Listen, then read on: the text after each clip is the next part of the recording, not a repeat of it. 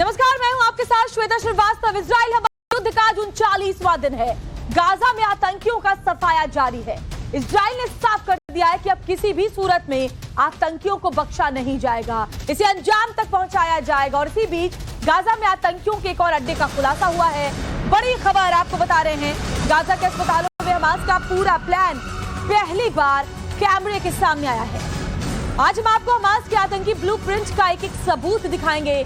शुरुआत एक ऐसी खबर के साथ कर रहे हैं जहां गाजा में हमास के सीक्रेट ठिकाने का भंडाफोड़ हुआ है। जरा ये तस्वीर आप देखिए, रंतीसी अस्पताल के अंदर पहली बार कैमरा पहुंचा और साथ ही इजरायली डिफेंस फोर्स ने नॉर्थ गाजा के रंतीसी अस्पताल में जब रेड की तो अस्पताल के अंदर इस छापेमारी में जो तस्वीर सामने आई वो चौंकाने वाली है। हॉस्पिटल के बेसमेंट में हथियारों का जखीरा मिला और जरा देखिए कि कैसे अस्पतालों को खासतौर पर अपना ठिकाना इन आतंकियों ने बना रखा है, क्योंकि उन्हें लगता है कि अस्पतालों पर हमले नहीं होंगे, और अगर अस्पतालों पर हमले भी होते हैं तो फिर जो इमेज है इंटरनेशनल इमेज इजराइल की उसमें डंड, और इसी मकसद के साथ वो अस्पताल में अपना ठिकाना बनाते हैं।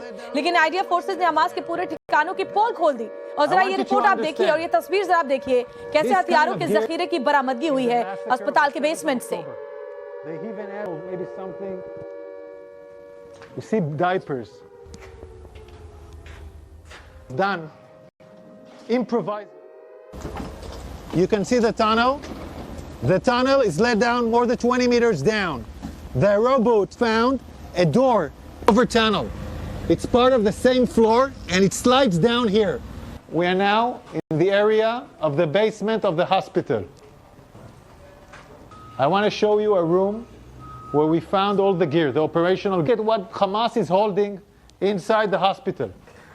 I want you to understand, this kind of gear is a gear for a major fight. These are explosives. These are vests with explosives. तो देखा आपने कैसे इस वीडियो के जरिए ये साफ देखा जा सकता है कि रंतीसी हॉस्पिटल के नीचे बेसमेंट में हथियार इकट्ठा करके हमास के आतंकियों ने रखे थे।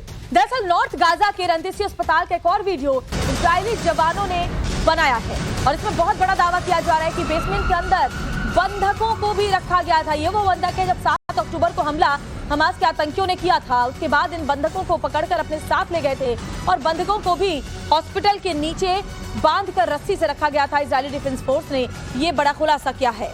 साथ ही बच्चों को बंधक बनाने के सबूत भी मिले हैं, ये भी जानकारी मिल रही है। तो बड़ी खबर, बच्चों को बंधक बनाने के सबूत, इजरायली फोर्स ने क्या दावा किया है ये भी आगे हम आपको और बेहतर तरीके से समझाएंगे, डिटेल में बताएंगे। लेकिन आपको ये भी बताते हैं कि इजरायली जवान जब अंदर पहुंचे तो न सिर्फ हथियारों का जखीरा मिला बल्कि ऐसे कई सबूत भी सामने आए जिससे ये साफ पता चलता है कि वो बंधक जो हमास के आतंकियों ने बनाए थे इजराइल के अंदर से, उन्हें यहाँ पकड़कर बेसमेंट में रखा गया था।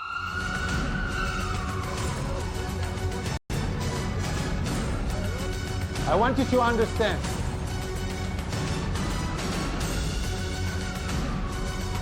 A woman, clothes, and a rope next to the legs. And look above this, look above it. It's a baby bottle. It's a baby bottle in a basement. Again, we're in the same basement, and here we see diapers, and we see, I don't know, maybe something, we see diapers. I want you to see this room. It's in the basement of the hospital. We can see this area is a closed area from the rest of the hospital. We can see the ventilation air that was done improvisedly to this area. And we can see infrastructures that was built in here, toilets, shower, a small kitchen, will provide the terrorists their needs. तो देखा आपने, जो ये तस्वीर सामने आ रही है वो साफ साफ बताती है कि कैसे यहाँ पर बच्चों को बनाकर बंधक रखा गया था। जाहिर तौर पर क्योंकि यहाँ डायपर्स दिखाई दे रहे हैं, यहाँ जो बेबी की फीडर बॉटल्स होती है वो दिखाई दे रही है, इससे ये समझ में आता है कि क्या यहाँ बंधकों को किस हाल में रखा गया था। देखिए इजरायली फोर्स ने क्या दावा किया है, चलिए हम आपको ये भी समझा देते हैं। आपके सामने रंतीसी अस्पताल है, जरा इसको देखिए। इजरायली डिफेंस फोर्स का कहना है कि भले ही ये इमारत हॉस्पिटल लग रहा हो लेकिन इसी की आड़ में हमास अपने आतंकी एक्टिविटी को चला रहा है। इसको बिल्कुल जो बोलते हैं, अगर एक जो एरिया जो आप बेसमेंट देख रहे थे उसको बाकी हॉस्पिटल से बिल्कुल अलग करके रख दिया गया था। जरा देखिए, अगर मैं आपको ये तस्वीर दिखाऊं तो ग्राउंड फ्लोर के नीचे आतंकियों का जो बंकर है वो खास तौर पर बनाया गया। जमीन के ऊपर अस्पताल दिखाई देता है और जमीन के ठीक नीचे क्या दिखाई देता है, ये देखिए, ये मैं आपको और बेहतर तरीके से दिखा पाऊंगी। हॉस्पिटल में ऊपर मरीजों का इलाज चल रहा है और नीचे क्या हो रहा है, ग्राउंड फ्लोर के नीचे आतंकियों ने बंकर बनाए हुए हैं। देखिए, इसीलिए ग्राफिक्स हमने इस तरीके से बनाया ताकि आप समझ पाएं। तो अगर इसको समझें आप, तो एक तरफ ऊपर में हॉस्पिटल, नीचे इसके बिल्कुल उल्टा लोगों को बंधक बनाकर रखा गया है। और यहाँ देखिए, ये हॉस्पिटल है रंतीसी हॉस्पिटल और यहाँ मरीजों का इलाज चल रहा है ऊपर में। लेकिन जब नीचे की तरफ जाते हैं बेसमेंट में, तो वहां हथियारों का जखीरा मौजूद है। वहां क्या मौजूद है, वहां बच्चों के डायपर मौजूद है। छोटे छोटे बच्चों और महिलाओं को यहाँ पर बंधक बना के रखा गया था, इसके सबूत मौजूद हैं। हमारे साथ देखिए 2 खास मेहमान इस वक्त जुड़े हुए हैं। मेजर जनरल AK सिवाच हमारे साथ जुड़े हुए हैं, साथ ही ब्रिगेडियर विनोद दत्ता हमारे साथ जुड़े हुए हैं। सर, बहुत बहुत स्वागत है आप दोनों का टाइम्स नाउ भारत पर। जनरल सिवाच, आपके पास पहले मैं आती हूँ। जो सबूत सामने आए हैं, जो वीडियोस इजरायली डिफेंस फोर्स के जवानों ने जारी किए हैं, वो साफ दिखाते हैं कि कैसे ये जो आतंकी हैं वो हॉस्पिटल्स को अपना ठिकाना बना रखे हैं। ऊपर में मरीजों का इलाज होता है और बेसमेंट में क्या होता है, बेसमेंट में हथियारों का जखीरा है, बेसमेंट में बंधक बनाकर रखे गए लोग हैं। हाँ बिल्कुल, देखो श्वेत, में कोई शक नहीं है, आपने ठीक बताया। स्पेशली आल सफा हॉस्पिटल में जो ऊपर तो मरीजों का इलाज हो रहा था, नीचे बेसमेंट में उनके पास अम्यूनिशन डंप था, उसके बाद लॉजिस्टिक डंप था और उसके बाद उनकी जो ट्रेनिंग भी वहीं होती थी और जो बंधक थे स्टार्टिंग में वहीं रखे गए थे। और जिस प्रकार से बच्चों को डायपर्स मिले हैं, फीडिंग बॉटल मिली हैं, तो इसमें कोई शक और सवाल नहीं कि जो भी हमास है वो स्कूल का, मॉस्क का और हॉस्पिटल का इस्तेमाल कर रहा था, क्योंकि उसको लगता है कि अगर हम इनके नीचे बेसमेंट बढ़ाएंगे तो इजरायली जो है उन पर शक नहीं करेगी, उनके ऊपर रेड नहीं करेगी और वहां से जो स्ट्राइक नहीं होगा। अगर होता है तो ह्यूमन शील्ड का हम एक प्रकार दिखाएंगे कि बहुत ज्यादा सिविलियन कैजुअलिटी हुई है। तो ये सच्चाई है कि ह्यूमन राइट वायलेशन तो हमास करता जा रहा है। हमास एक टेररिस्ट ऑर्गेनाइजेशन है, उसका कोई लेना देना नहीं पैलेस्टाइन कॉज से, वो इनका इस्तेमाल करना चाहता है और यही समझ आना चाहिए। और ये बात है जो इजराइल ने का इस्तेमाल वो कर रहा है और चाहता ये है कि पूरा जो ब्लेम है वो इजरायली डिफेंस फोर्स के जवानों पर आए। और देखिए, एक और बड़ी खबर, फिर ब्रिगेडियर दत्ता मैं आपके पास आती हूँ। गाजा के रंतीसी अस्पताल से चौंकाने वाला वीडियो सामने आया है। इजरायली डिफेंस फोर्स को आतंकियों का शिफ्ट चार्ट मिला है। जी हाँ, शिफ्ट चार्ट बकायदा इन आतंकियों का जो था वो बरामद हुआ है। अस्पताल के बेसमेंट में आतंकियों के नाम लिखे हुए हैं। इस शिफ्ट चार्ट में उन आतंकियों के नाम समझ में आते हैं साफ तौर पर, यानी कि अस्पताल के बेसमेंट को इन आतंकियों ने अपना ठिकाना बनाकर रखा हुआ था, अपना पनाहगाह बनाकर रखा हुआ था। यहाँ न सिर्फ वो खुद रह रहे थे, अपने हथियारों को रखा था, बल्कि जिन लोगों को हॉस्टेज बनाया गया था उनको भी यहाँ पर बंधक बनाकर रखा गया था। हालांकि अब उनको यहाँ से शिफ्ट किया जा चुका है क्योंकि बंधक यहाँ पर नहीं मिले इजरायली डिफेंस फोर्स के जवानों को।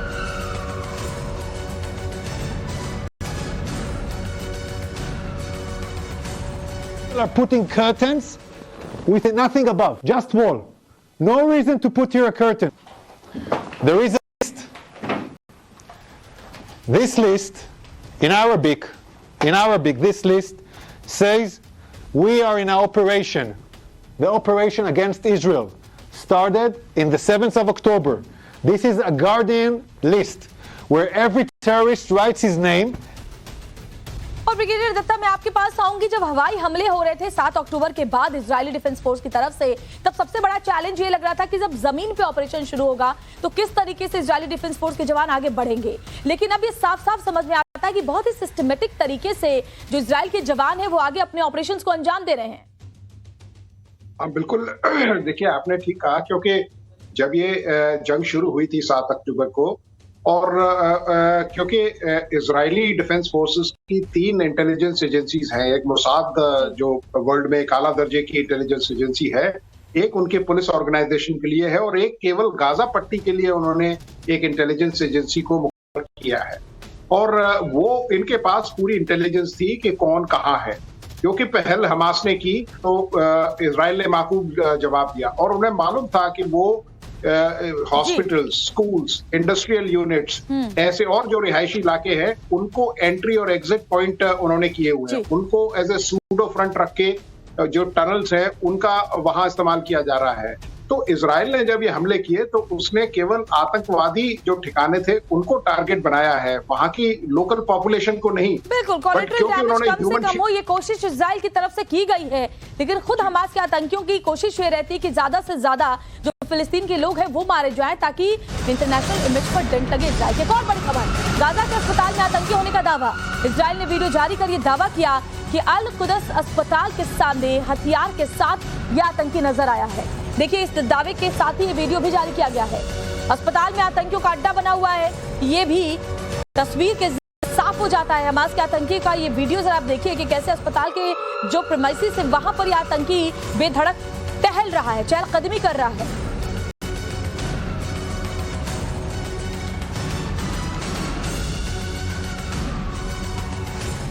और चलिए आपको बैटल ग्राउंड से जो 10 बड़े अपडेट्स हैं वो भी बताते ताकि कोई भी अपडेट्स आपसे मिस ना हो। तो करके अपडेट्स क्या हैं? अल शिफा अस्पताल के पास भीषण जंग जारी है, इसको देखिए। अपडेट नंबर 2 क्या है? हमास के 2 और कमांडर हमले में मारे गए हैं। अपडेट्स और क्या क्या है? अल कुदस अस्पताल के पास 21 आतंकी ढेर किए गए हैं। और इसके साथ अपडेट नंबर 4, अस्पताल की सुरक्षा होनी चाहिए, जो बाइडेन ये कह रहे हैं। और साथ ही 5वां अपडेट ये कि गाजा पर हमास का कंट्रोल खत्म हो चुका है, इजराइल ने ये बड़ा दावा किया है। और साथ ही ये भी अपडेट की हमास के खिलाफ युद्ध जारी रहेगा। नेतन्याहू ये साफ कर चुके हैं जब तक हमास का खात्मा नहीं हो जाता। आम लोगों को ढाल बना रहा है हमास। यूरोपियन यूनियन की तरफ से ये कहा गया है। तो वहीं हिजबुल्लाह के ठिकानों पर इजराइल के स्ट्राइक, लेबनान बॉर्डर के करीब, ये भी बड़ी जानकारी। गाजा में अब तक 11,000 से ज्यादा लोगों की मौत हो चुकी है। और जानकारी नंबर 10 ये कि गाजा में अब तक 8 लाख लोगों ने घर छोड़ दिया है और सुरक्षित जगहों पर शिफ्ट हो गए हैं। जनरल सिवाच, मैं आपके पास आऊंगी। ये तमाम अपडेट्स हमने दिखाए और सबसे जो बड़ा सवाल है वो इस बात को लेकर के फिलहाल बना हुआ है, क्योंकि जो अपडेट्स आ रहे हैं, अस्पतालों को अपना आतंकी ठिकाना बनाया हुआ है हमास के आतंकवादियों ने। इसका मकसद क्या है? इसके पीछे उनकी मंशा क्या है? जरा समझाइए हमारे दर्शकों को। हाँ बिल्कुल श्वेता, ये मंशा यही थी कि पहले तो किसी को शक ना पड़े कि हॉस्पिटल और स्कूल और मॉस्क के नीचे अगर आप अपना अड्डा बनाएं और वहां से ऑपरेट करें, और दूसरा अगर मान लो इजराइल फोर्स उसके ऊपर बम्बार्डमेंट करती है या उसके ऊपर स्ट्राइक करती है, तो फिर पूरे वर्ल्ड को बताए कि जो हॉस्पिटल है वहां पर अटैक किया है इजराइल ने, और ह्यूमन शील्ड का इस्तेमाल करते हुए ह्यूमन राइट वायलेशन दिखाएं। तो ये 2 काम बार बार करने की कोशिश कर रहा था हमास, मगर मुझे लगता नहीं कि अब वो चीज चलेगी, क्योंकि इजराइल ने इसको एक्सपोज कर दिया। यही नहीं, देखो, जब इजराइल ने अल सफा हॉस्पिटल में फ्यूल की कमी थी, 300 से ज्यादा लीटर वो देने के लिए तैयार हो गए, मगर हमास ने वो जो है फ्यूल नहीं लिया जानबूझ के, क्योंकि वो दिखाना चाहते हैं कुछ जो पेशेंट हैं वो मरे, उससे उनका कॉज जो है और ज्यादा बढ़ेगा। तो सच्चाई यह है कि हमास जो एक टेररिस्ट ऑर्गेनाइजेशन है, पैलेस्टीन का फायदा नहीं चाहता, वो अपना ही फायदा चाहता है और ह्यूमन शील्ड का इस्तेमाल कर रहा है, और लोगों को उसने जाने नहीं दिया। और जो हॉस्पिटल, स्कूल और मॉस्क को वो एक प्रकार मिलिट्री स्टेशन, मिलिट्री हेडक्वार्टर और कमांड स्ट्रक्चर का काम कर रहा था, और अब वो एक्सपोज हो गया है, क्योंकि इजराइल ने बड़े सिस्टमैटिकली गए हैं, ऑपरेशनली बहुत ही अच्छी तरीके से गए हैं, वीडियो और आज उन्होंने एक्सपोज कर दिया। ये साफ कर दिया गया इजरायली डिफेंस फोर्स के तरफ से कि आखिर क्या मकसद है इन हमास के आतंकियों की। और देखिए, के बाद एक और बड़ी खबर, ब्रिगेडियर दत्ता फिर आपके पास भी आती हूं। अपडेट ये कि इजराइल ने हमास के साथ साथ आतंकी संगठन हिजबुल्लाह पर भी हमला तेज कर दिया। लाइव टेलीकास्ट के दौरान हिजबुल्लाह पर हमला किया गया। इजराइल ने हिजबुल्लाह के ठिकानों पर अटैक किया है। शेलिंग के दौरान जान बचाने के लिए रिपोर्टरों को भी भागना पड़ा। वीडियो में बमबारी की आवाज साफ सुनी जा सकती है। आपको ये तस्वीर भी दिखाएंगे। ये शेलिंग उस वक्त हुई जब एक टीवी चैनल का रिपोर्टर लेबनान से अपने चैनल के लिए रिपोर्टिंग कर रहा था। तब इजरायली जवानों की तरफ से जबरदस्त शेलिंग हुई। विस्फोट की आवाज से पूरा इलाका धुआं धुआं हो गया। इसकी इंटेंसिटी इतनी तेज थी कि रिपोर्टर को जान बचाने के लिए भागना पड़ा। जरा ريف غادروا المكان بالقرب منكم، يعني على بعد أمتار قليلة جدا. ريف يعني واضح بأنه هذا الصورة طبعا هنا نصبح قبالة.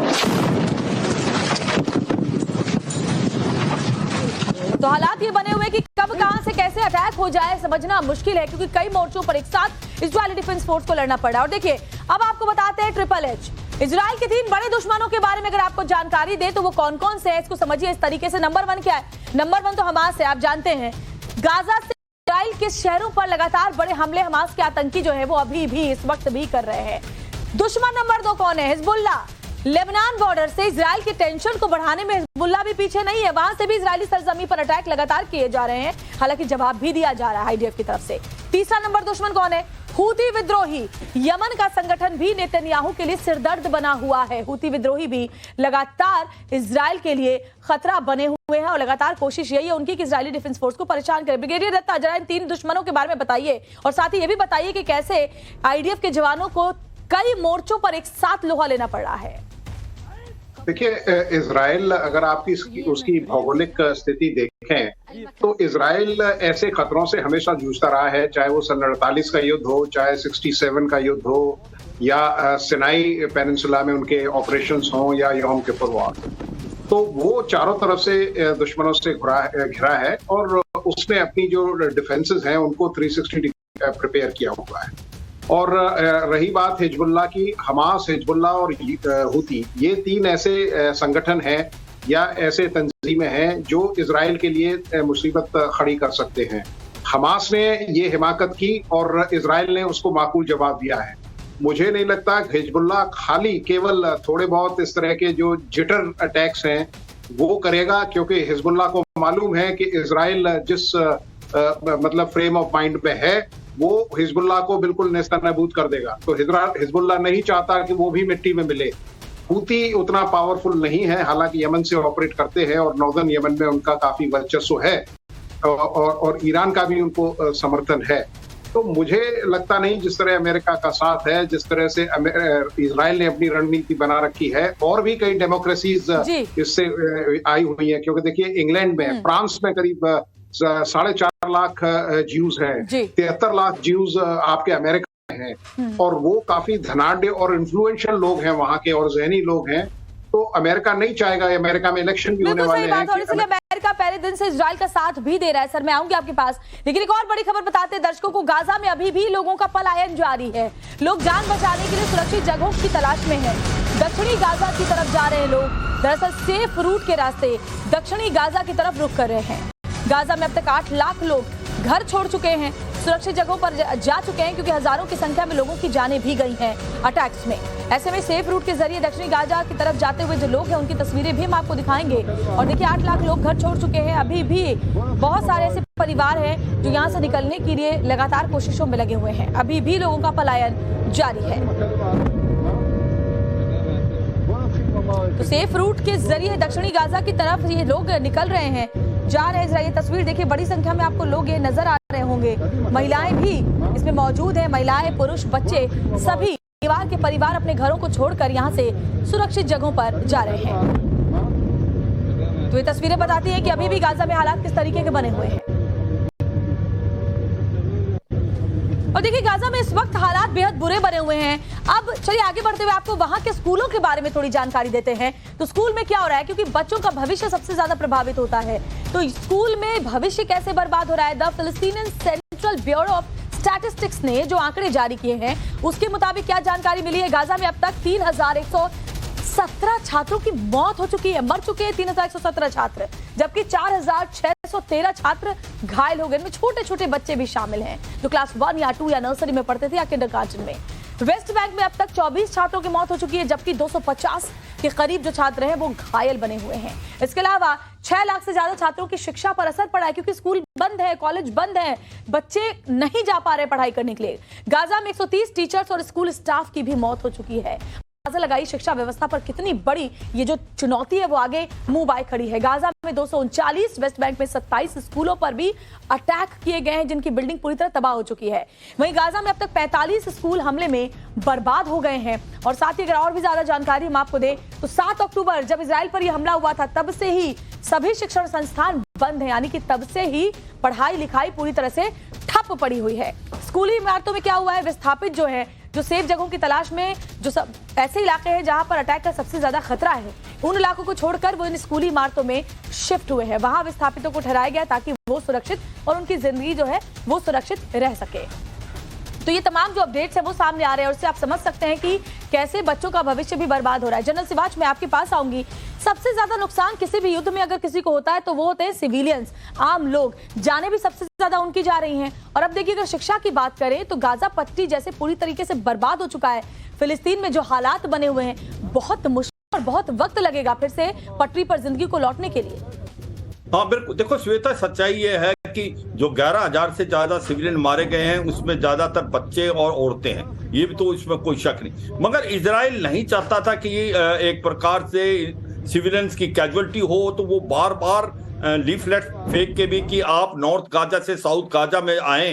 पहले उन्होंने एक ह्यूमन कॉरिडोर बनाया, अभी उन्होंने 2 सेफ कॉरिडोर बनाए हैं। और आप अगर देखें गाजा पट्टी में, नॉर्थ गाजा में कोई 14 से 15 लाख लोग हैं और 6 से 7 लोग साउथ गाजा में थे, तो उसमें से अभी 8 लाख के करीब ने पलायन करा है नॉर्थ गाजा से साउथ गाजा की तरफ। तो ये अगर पहले ज्यादा चले जाते तो फिर ये जो कैजुअलिटी थी वो कम होती। मगर जो हमास ने इनको जाने नहीं दिया, हमास इनको ह्यूमन शील्ड का इस्तेमाल करना चाहता है, पूरे वर्ल्ड को दिखाना चाहता है कि किस प्रकार से पैलेस्टीन के लोग मारे जा रहे हैं। तो ये सच्चाई है कि इजराइल अब बहुत ध्यान से इस चीज को फूंक फूंक के चल रहा है कि कहीं ना सिविलियन कैजुअलिटी बिल्कुल कम हो, क्योंकि जैसे जैसे सिविलियन कैजुअलिटी बढ़ेगी ये पूरा जो एक प्रकार वर्ल्ड का माहौल है वो इजराइल के अगेंस्ट हो जाएगा। मगर ये सच्चाई है कि इजराइल ने ना स्कूल, ना मॉस्क, ना हॉस्पिटल पर अटैक किया जब तक ये नहीं कंफर्म होगा कि वहां पर एक military headquarter logistic buildup Palestine का है। तो ये पैलेस्टाइन ने जानबूझ के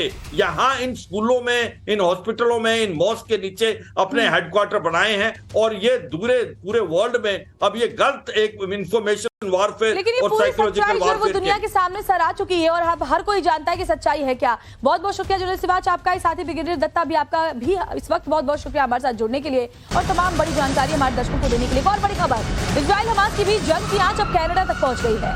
कनाडा में यहूदी के एक स्कूल को निशाना बनाया गया है। देखिए, एक सप्ताह के अंदर ये दूसरी बार है जब यहूदी स्कूल पर अटैक किया गया है। यहूदी स्कूल के हमलावरों की अब तक पहचान नहीं हो पाई है। हमले के बाद स्थानीय यहूदी काउंसिल ने कड़ी नाराजगी जाहिर की है। काउंसिल ने कहा कि हमलावरों ने यहूदी समुदाय को भड़काने के लिए जानबूझकर यह अटैक किया है।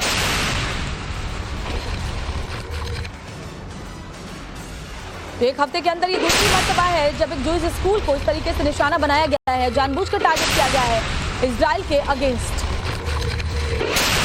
और देखिए, इजराइल और हमास के बीच जब से जंग शुरू हुई है, जब से इस जंग की शुरुआत हुई यानी कि 7 अक्टूबर को जब अटैक हुआ था उसके बाद से ही, तब से दुनिया के कई देशों में इजराइल और हमास के समर्थन में प्रदर्शन हो रहे हैं। यानी कुछ लोग फिलिस्तीन को सपोर्ट कर रहे हैं तो कुछ इजराइल को। इसकी तस्वीरें भी सामने आ रही हैं। अब जो ताजा तस्वीर है वो फ्रांस की राजधानी पेरिस की है, जहां जोरदार प्रदर्शन किया गया है।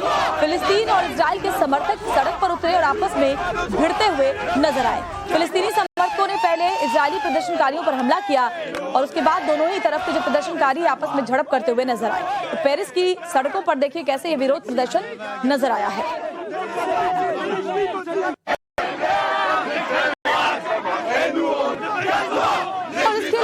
साउथ अफ्रीकी देश केप टाउन में भी झड़प हुई है। दरअसल ऐसे कई सारे देश हैं जहां पर इस तरह के हालात नजर आ रहे हैं। फिलिस्तीन और इजरायली समर्थकों में जबरदस्त भिड़ंत हुई। एक मार्च निकाला जा रहा था और उसी मार्च के दौरान प्रदर्शनकारी आमने सामने आ गए। फिलिस्तीन समर्थक और साथ ही इजराइल समर्थक आपस में भिड़ते हुए दिखाई पड़े। मार्च के दौरान ये देखिए जैसे कैसे प्रदर्शनकारी जो है वो आमने सामने आ गए। तो केप टाउन की ये तस्वीर जहां देखिए बड़ी संख्या में जो प्रदर्शनकारी है वो मार्च निकालने के लिए पहुंचे हुए थे और कुछ लोग जो फिलिस्तीन का समर्थन कर रहे थे और साथ ही वहां पर इजराइल के समर्थक भी पहुंचे और बिल्कुल आमने सामने आकर नारेबाजी करने लगे और भिड़ते हुए दिखाई पड़े। महिलाएं भी बड़ी संख्या में नजर आ रही हैं और फिलिस्तीन का सपोर्ट कर रही हैं। जरा ये तस्वीरें देखिए। और अब आपको 2 तस्वीरें दिखाते हैं कैसे अलग अलग जगहों पर विश्व के अलग अलग देशों में दोनों ही तरफ के जो समर्थक है वो आपस में भिड़ते हुए दिखाई दे रहे हैं। और जब से ये युद्ध शुरू तब से ऐसी कई तस्वीरें सामने आ चुकी हैं। फ्रांस की राजधानी पेरिस में भी हालात ऐसे बने कि दोनों ही समर्थक आपस में भिड़ गए। तो दक्षिण अफ्रीका के केप टाउन में भी स्थिति वैसी ही नजर आई।